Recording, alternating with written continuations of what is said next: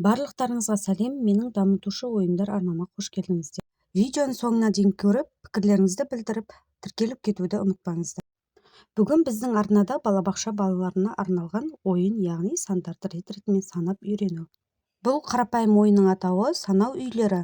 Ең алдымен мектеп жасына дейінгі балаларға санауды субтитрациялық дағдыларын дамытуға арналған қарапайым ойын түрі. Субтитрация бұл сансыз бірнеше нәрсені бірден тануға мүмкіндік.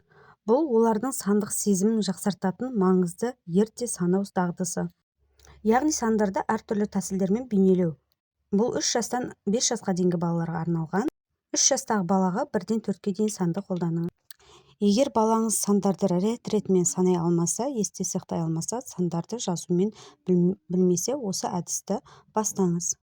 Бұл әдіс баланың тез есінде қалып, сандарды көзбен көру арқылы тез жаттап алады және есте сақтау жақсы көмектеседі.